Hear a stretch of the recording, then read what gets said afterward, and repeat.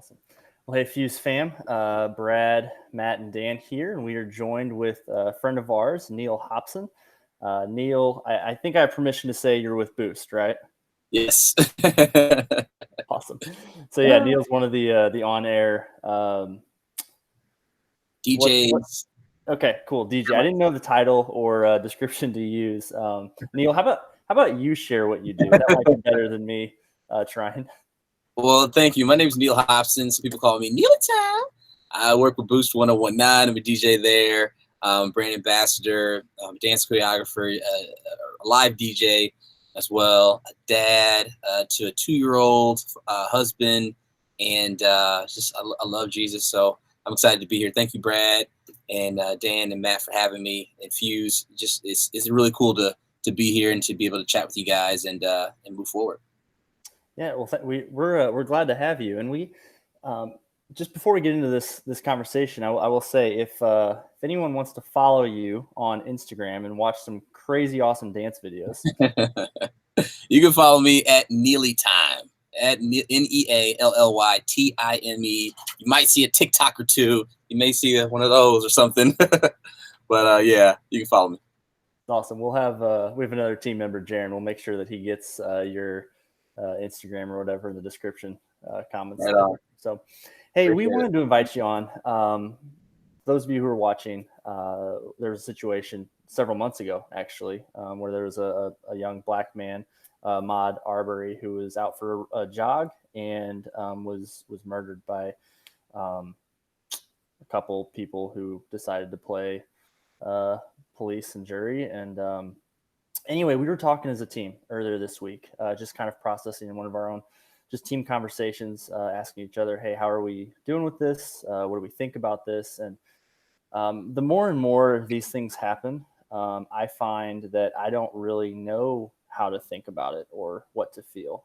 I also don't know what would be a good course of action for me to take, and even what do friends of mine, right, who are African American, like how are they processing and thinking about it, and what can I learn even from them as they experience it, and then the second part being, a pastor and working with teenagers, what do they need to hear, right? How can I lead them in a conversation for change that I myself don't even know how to handle? So, I really appreciate you graciously saying yes to first and foremost just helping us have this conversation with one another. That's my main. There's not really an agenda here other than I want to just help learn how to process and think about this myself. But yeah. So anyway, I just want to maybe kick it off by just asking you, like, how are you doing with all of this? I thought about you because I saw that you posted something pretty soon after it came to attention.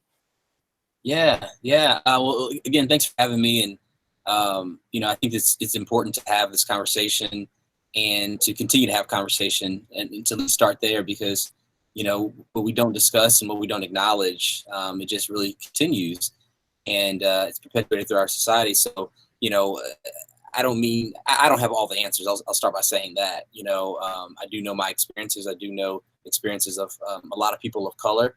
And but I don't pretend to have all the answers and know exactly the right thing to say and politically correct thing to say. It's not my intent to offend anybody or anything like that or be abrasive, but I want to speak the truth. I want to be clear and be honest, so we can have just great dialogue and we can figure out how to take steps forward. But just after hearing the news about Ahmaud, and I wasn't really sure what was going on, because you see different people posting about it, talking about it. You see artists that we play talking about it. It's like, okay, this is something. So I just kind of looked more into it. And then I find out what happened.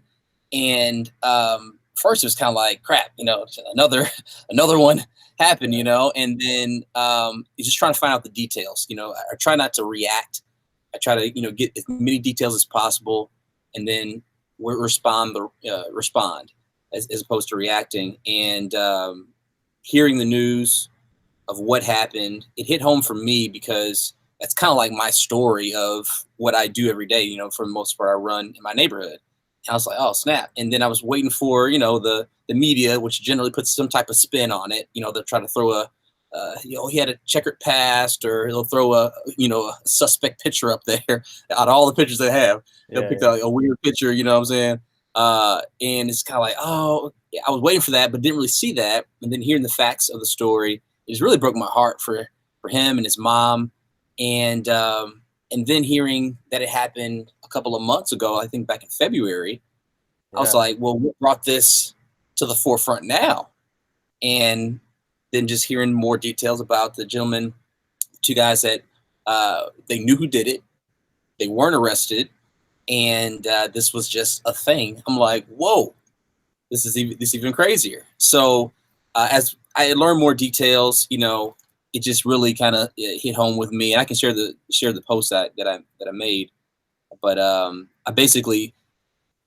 I decided to post. Well, actually, I decided to run first. They have this thing called Run with Mod, right? Mm-hmm. And it's 2.23 miles. And I didn't get to run in the daytime, so I'm sitting on the couch with my wife at night after we put our daughter down. And I was like, man, I didn't get to run. She's like, well, you can run now, and it's dark. I'm like, you crazy?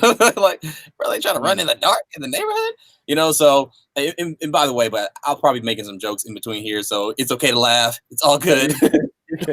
I do appreciate the permission to laugh. That's one of those, I just don't always know how to respond.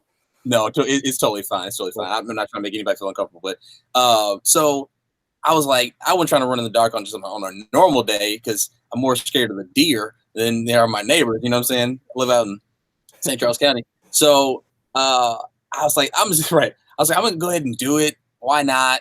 I pay the HOA fees in my neighborhood. So I went on a run and just, was kind of, scared just because it was so dark, but I did it. I felt accomplished, posted it, not for me, but just because somebody needs to stand up with him and for him. And I just, share the story that when I go on a run in my neighborhood, I got to look like a runner, right? As a black male, I'm young. Thankfully I live in a really nice neighborhood, and I have to look like I'm heading towards a destination, shorts and the AirPods and, headband. I got to make sure I'm running. Yeah. And not too fast, like I'm running from somebody, you know what I'm saying? But just at a nice little pace. And I just kind of shared that.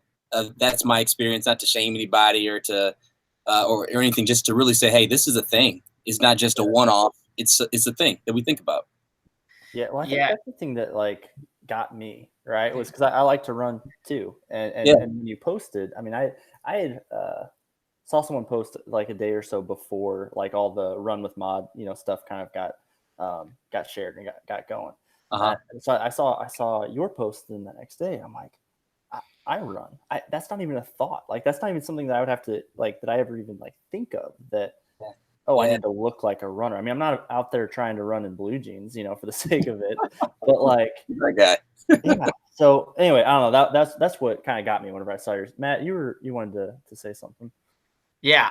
So Brad, you definitely look like a runner. You lanky. But but the running thing made me think about there's been a lot of criticism over how to speak up and stand up for things. And so Neal, what is your kind of thoughts on that? What do you think are good ways to stand up and speak up, and maybe what are some bad ways to do that? Because even culturally, that's been a big topic of conversation. So I just like to hear your thoughts on that. Yeah. First of all, I think it's great that somebody's standing up and saying something, and it just can't be the people of color that are standing up saying something every time something happens, because just for instance, if nobody would have said anything, or I'll say this, if people of influence and people that are not of color, white people, would not have said something and posted about it and shared it and did something, then these guys, these two white men that killed him, would still be free. They would not be held to justice whatsoever. There would be no trial, no proper questioning. It would just be another cat killed, right? So that's the frustrating thing about it, where it's kind of like, if we don't say something, then people just get off free. If it was the other way around, then these cats would have been, nabbed up like that. You know what I'm saying? So that's the importance of saying something and speaking out. Now, I think the fear is, well, if I say something about one thing, do I have to say something about everything? That's not necessarily the case, but it's important to have these dialogues, not only in on social media, but with one another. So white people need to talk to white people. Black people need to talk to black people. It has to be a conversation, not just a post. You know what I'm saying? And when you do have the conversation, have an open mind, have an open heart to listen, to say, okay, I'm going to ask a question. Forgive me if it's, an ignorant question or if it sounds silly, but I really do want to understand and know and ask, hey, what do you think about this? How do you feel? How should we respond? And once you start that dialogue and you listen and not be so quick to defend, I think more people would be more open to actually share. That's so good, man. Because that was my thought. It's like, yeah, the run with mod thing, doing the 2.23. Yeah. Like, yeah, that's good and all, but to me, I'm just like, oh, is there more, right? Like, I feel like raising awareness does only go so far, but Sure. I appreciate you saying that, because that's, yeah, if nothing is said, then nothing is done, and so raising awareness and even bringing about that conversation to a larger sphere is definitely important. Yeah, because I think when white people say something about issues that affect people of color, then it gets recognized generally on a national and international scale. And it's not perceived as, oh, here we go again. They're just complaining about something else. And this guy, he actually did something wrong. And this guy didn't. They try to nitpick the details. But it's kind of like, okay, maybe we should look more into this. It's not just whining and complaining about something that happened. It's legit. So that's the privilege. I know we'll talk about that a little bit. That's the privilege that, white people have, is that when they speak, it's heard and it's a valid concern. And then people start to act and move on it. Well, that's a great segue, because that is one of the questions that we do have, is how, as a white man, right, living in the middle of suburbia, very predominantly white community, how can we help us understand, like, how do we even think about privilege? Like, what is it? Sure. What do we do with it? Yeah, all that. Well, just a little bit of background on me. I grew up in North County, and this is when North County was like a middle class area, super cool. And then it kind of, went up and down a little bit. And we moved out to O'Fallon, like the Winghaven area, in 03. I bet when I was dating myself a little bit, when I was a senior in high school. So I went to public school up until 8th grade. And then when freshman year, I went into private school, which is Westminster Christian Academy. So my dad, he was a supervisor at the St. Louis Juvenile Court. So we were raised Christian, raised well, respect the law, so on and so forth. And I was glad I made that transition. So I went from public school in North County to Christian white school in Ladue, and had to make the adjustment. It wasn't too terribly difficult, because I played tennis all my life, and come on, guys, so, it was an easy transition on that regard.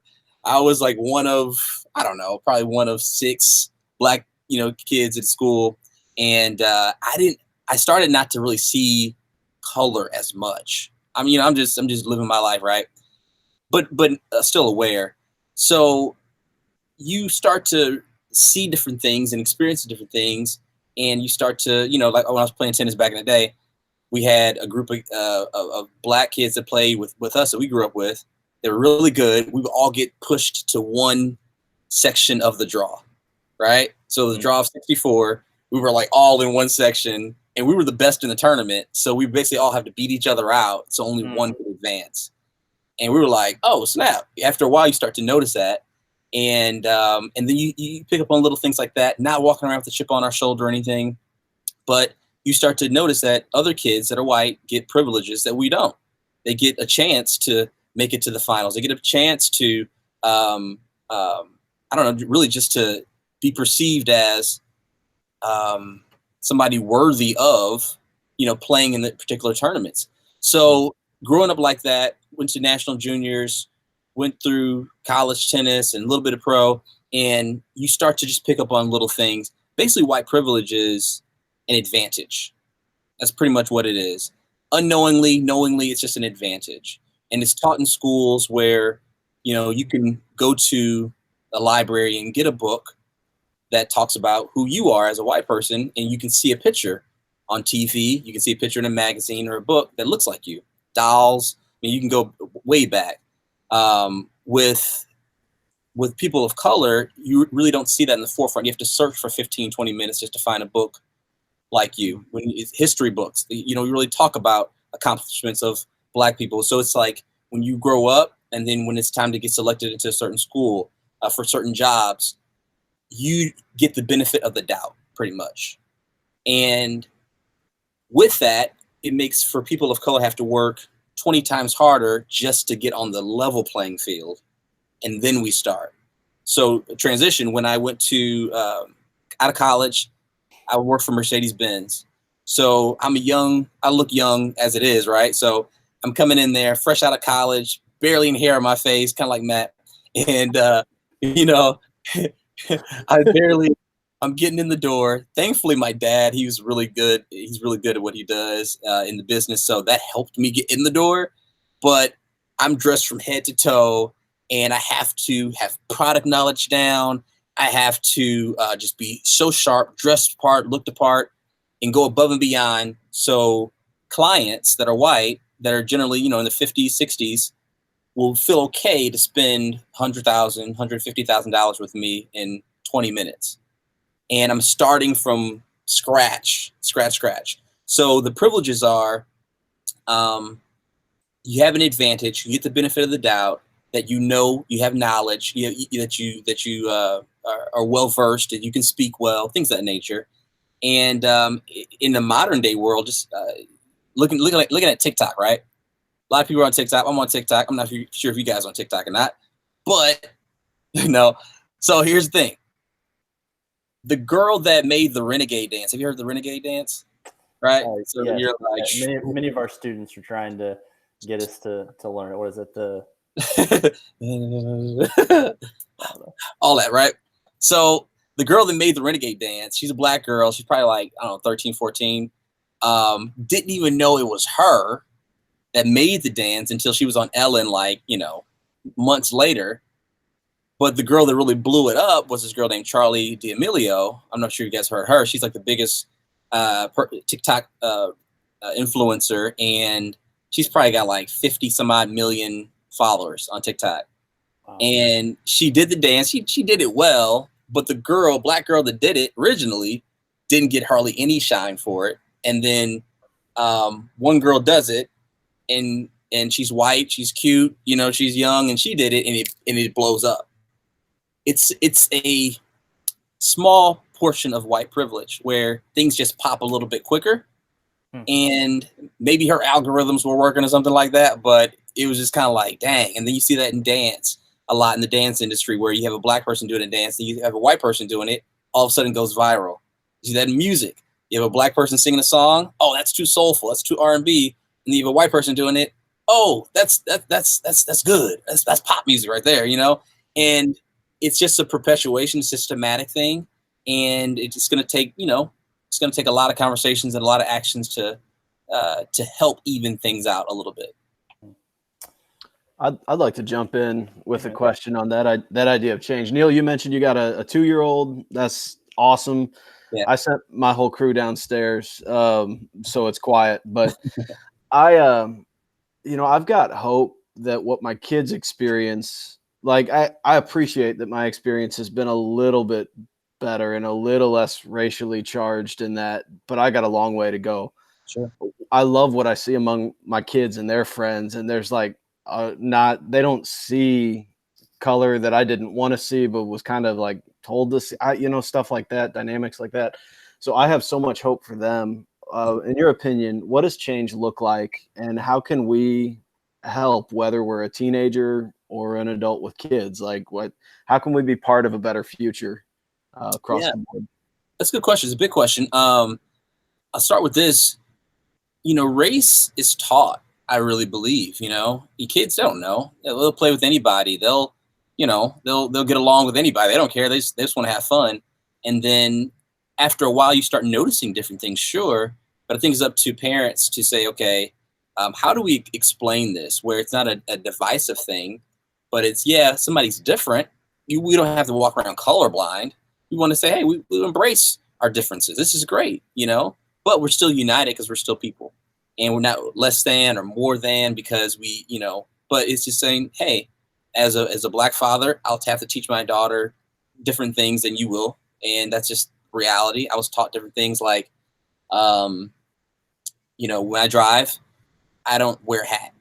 I take my hat off, and it's so annoying because I'm like, why can't I just drive like everybody else? But my dad's always taught me, take your hat off while you're driving, not have the music too loud, and it basically lessens the chances of an encounter with a police or somebody seeing you, because we've been blessed to have nice cars, and if you see a young black guy driving a nice car or a decent car, then it'll perk your ears up a little bit, and then you see he has a hat on. It's like, well, did he steal it? Is it his? And then so it's things that we're taught, I think, a lot, and but I think that especially youth, some are less concerned about that.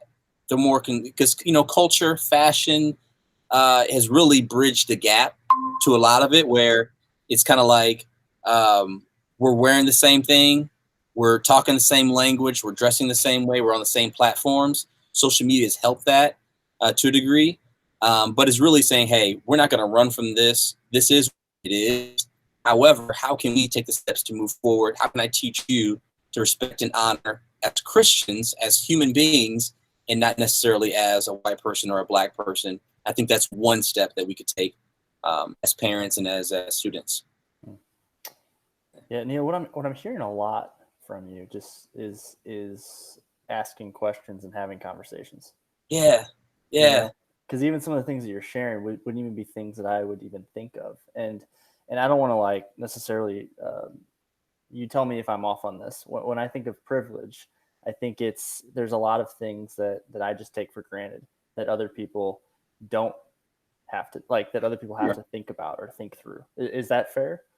Yeah, and it's not your fault. I mean, right. it's just something that it is, and I mean, this goes back, hundreds and hundreds of years of the system, and so I think it's when you're aware of it, you don't have to walk around guilty or anything like that. But when you have conversations like we're having now, or you have a trusted friend that you can ask a question to without them getting upset and labeling you, and I think as black people and people of color, we have to allow white people to ask questions. We have to allow, it may seem silly, it may seem like, are you serious? But you have to allow that so we can all learn, because we can't complain or, show concern about an issue and then shut down when people are trying to get in the door to figure out how we can help, right? So I think it's a two-part thing. It's not just all on white people, it's on black people and white people working together, but a lot of times it's just white people leading the way so we can get in the door to express the concern and actually be heard. So you don't have to be, I know you're not, but you don't have to be ashamed or feel guilty about being who God made you to be. Yeah. I really appreciate your graciousness. I do think one of the things I've had to learn is that privilege isn't just a conversation about small degrees, though. I have a very bad analogy. I'm going to roll by you. So, like, you've been very gracious, and you stayed on the very positive side of that conversation. But I like video games, but I like video games that I can beat. So I set them on normal. I don't go easy because I don't, I'm not that much of a pushover. But I don't set them on hard, because when they're on hard, there's a noticeable difference. The AI is tuned up, the damage you take is higher. Okay, so very bad analogy here. But when I hear what I feel like I'm learning about privilege is it's not just a conversation about a little bit of difference. It's a conversation about a difference that really does impact people in a negative way. And it makes things that, given different circumstances, shouldn't be that hard. It makes them hard. Yeah. It's and like you said, even with that analogy, I think a lot of people set their lives on just normal. It's not necessarily easy, but we don't want it too hard, because then it gets uncomfortable. We have to start answering some questions and self-evaluating and saying, okay, do I have some biases? And it's not necessarily that everybody's racist, because some people jump way over to that ditch. It's just ignorances and some biases that we have, that we grew up with, that we're taught, and we both have them. it is just okay. We start digging some things up, and not just picking off the fruit, but saying, how can we get to the root of this? Where does this actually stem from?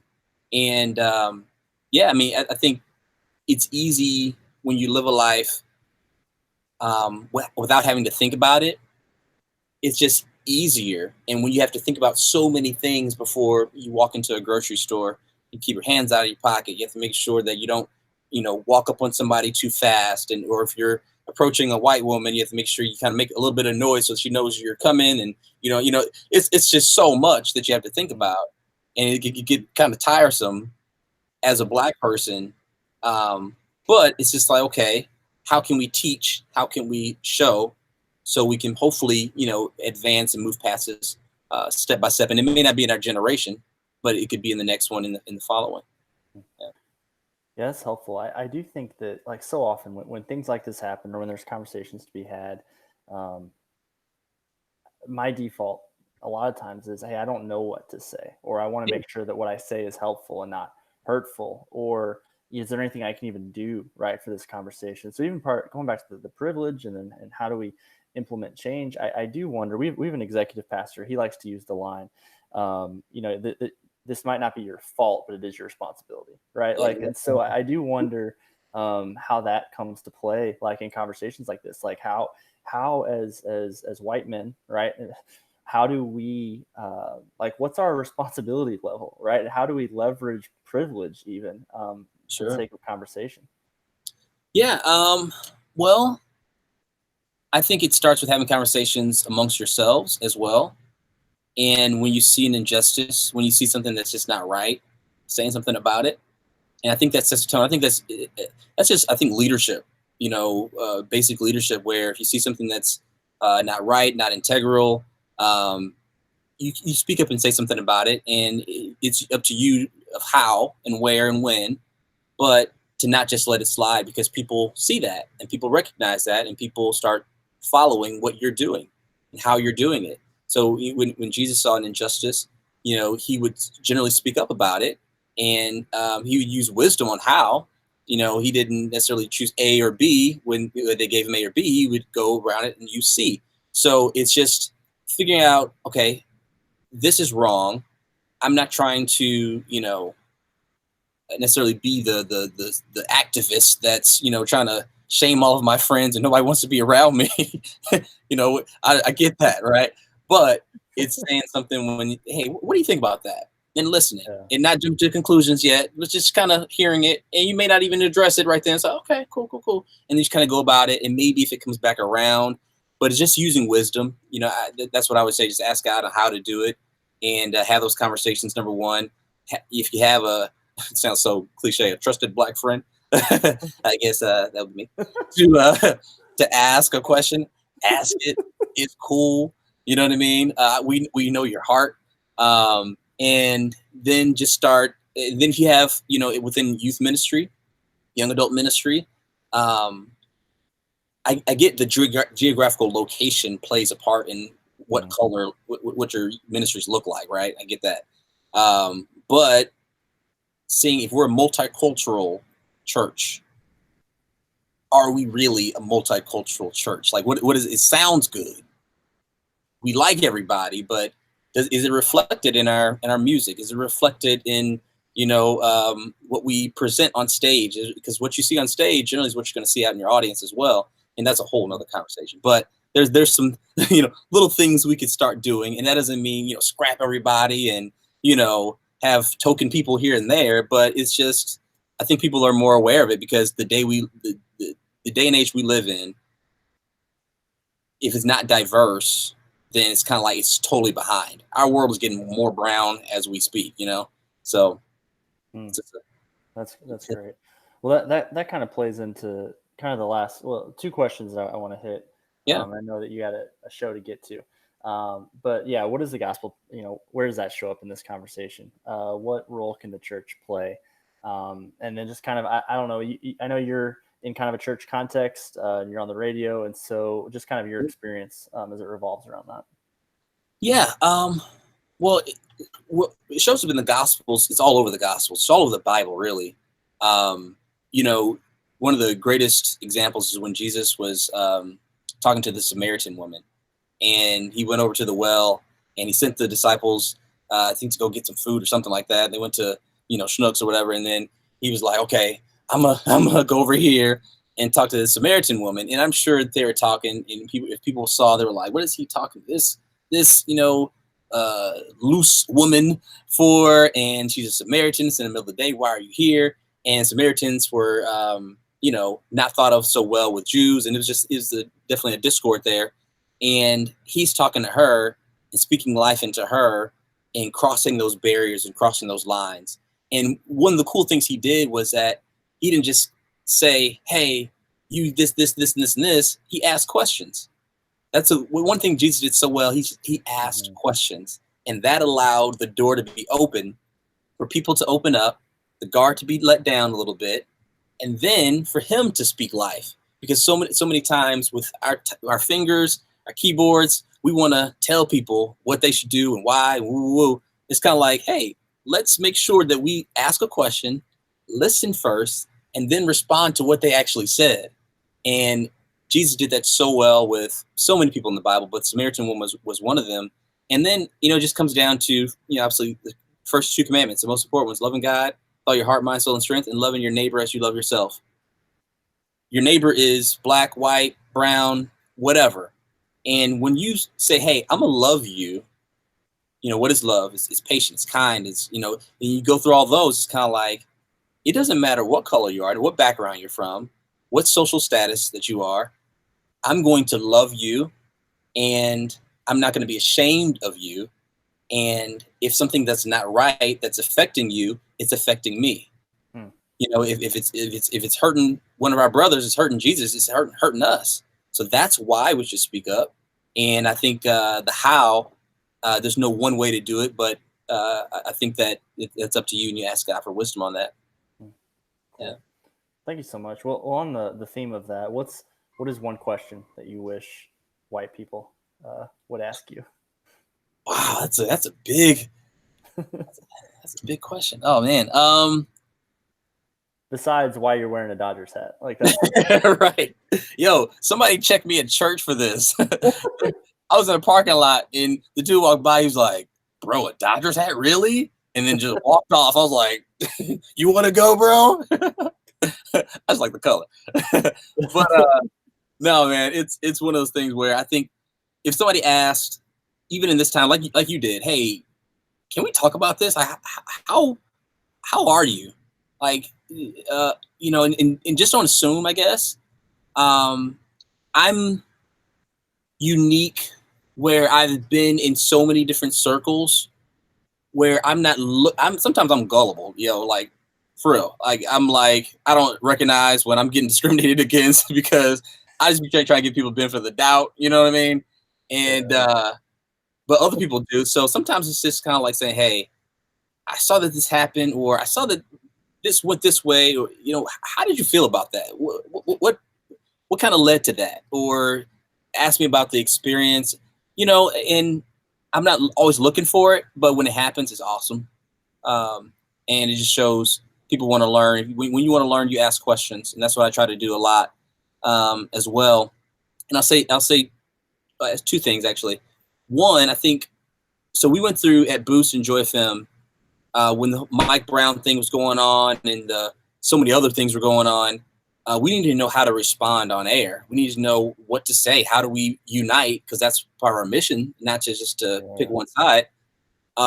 Whether we believe what we believe, it was just how do we unite? So we had this guy come in. His name is, I'll send you the information. His name is Aaron Layton. Phenomenal guy. He's a professor over at Westminster Christian Academy, black guy, and he teaches cultural diversity. He teaches a class on it, and he goes and consults with different businesses, different organizations. So we brought him in to teach on his book. It's called Dear White Christian, right? So super awkward at first. I was like, okay. So we go through the book, we read it as a staff, and then we have him come in and teach this seminar on it. It was a couple of weeks, and it was just phenomenal. Ask questions. It was a safe place. So Aaron Layton, he has a website called relate2color.com. and he has a book and all that. It's just phenomenal. So I encourage churches and ministries to utilize him. He is phenomenal. I actually spoke with him a couple of days ago, and he's just great. But I want to ask you guys. Awesome. Yeah. Sorry? And he's local, which is yeah. Awesome. He's local. This is what he does. It's his passion. Yeah. But yeah, I want to ask you guys: is there anything that we can do, people of color, to help in this process? Anything that we can? I don't know. You have any questions? Anything that we can do? I guess. Neal, that's incredibly gracious of you to ask. Nothing comes to mind for me, but I wanted to thank you. I gained something from this conversation I didn't expect. When you were talking about love, and you're talking about love your neighbor, whatever their color. I was thinking about the young man Ahmaud, which is kind of the occasion for the conversation. I was thinking, at first I thought the tragedy was that the violence done to him out of assumption. That's awful. Yeah. But now, like, the thing that I'm grieving, and it's hitting me kind of hard, is he was out doing something that he loved. He was making his world beautiful. He was running. He was jogging. Like, I want to protect that for my neighbors. It's not just I don't want violence to happen. I want any of my neighbors to be able to go enjoy their day, build their life. And that's really inspired me. I'm grateful. Thank you. Oh man, it's a pleasure. It's tough, thinking, okay, can't drive, can't walk, can't exercise. Like, what can you do? You know what I mean? We're taught, to, like, when you get pulled over, I don't know if, a lot of white people are taught, like, what to do when you get pulled over. Like, we got, a checklist of you do this, this, and this, and then it changes after somebody gets shot. It's like, okay, now do I do this or do I don't do this? And, and you're trying to go through all those things. And it's just kind of, I don't know, it's just reality where it's like, well, how do I approach the situation to minimize and lessen the chance of me getting shot? We think about that often. And I think people should be able to, run in their neighborhoods, walk in the neighborhoods. Now, here's what I'm going to say, okay? Don't be stupid, okay? Okay? If you see something that's a threat, call the, and if it's a legitimate threat, and if you don't take it into your own hands, call the authorities if you need to. I'd rather walk out alive than, but, if I see somebody, I don't care what color they are, and they look a little suspect, I might, move a little different. You know what I mean? And that's just the reality of it. Now, you don't jump to conclusions because, some people give the benefit of the doubt to a white person rather than a person of color. That I get it, but don't be out here, handing your wallet to random folks and, just be wise. Don't be stupid and don't be the hero, right? No, there you go. There you go. Yeah, man. Matt, did you have any questions or want to respond? Nah, man, I'm grateful. I appreciate everything except the joke about my facial hair. And I'm right there with you, brother. Yeah, dude, it's brutal. But yeah, dude, appreciate your time. Thank you. Yeah, and your vulnerability and willingness to talk about something that, like, ironically isn't black and white. Like, you know what I mean? There's a lot of gray and how to respond and how to act and what we can do. And like, yeah, I appreciate your time and your conversation, man. Yeah, absolutely. Absolutely. I appreciate you guys. Thank you for having me. And Brad, thank you for opening this conversation up, reaching out. And this is, one of many conversations that we'll have and that we'll all have within our groups. And, I encourage you, whether you're a student, whether you're a parent, to be vigilant in this. Everybody has influence, especially now that social media is so part of everybody's lives. So use it wisely, and just honestly, just love on one another. Period. Yeah, that's good. Hey, I know you got to go, but you want to plug your show real quick? Sure. Yeah, I'm about to hop on air actually soon, 3 to 7 p.m. each and every day. Boost 101.9. If you're out in the St. Charles area, 94.1 is the great signal to listen to. That's the strongest one. But a lot of people go and get the app. It's at boostradio.com. It's a free app. But I'm on each and every day, Monday through Saturday. And you can definitely check out Neal Hopson Neal Time on Boost. Awesome. Neal, thank you so much for joining us. We really appreciate you. Thankful that you're in the area and that you're willing to have these conversations. Look forward to talking with you more. Absolutely. Thanks, Brad, Dan, Matt. Appreciate you. See you guys.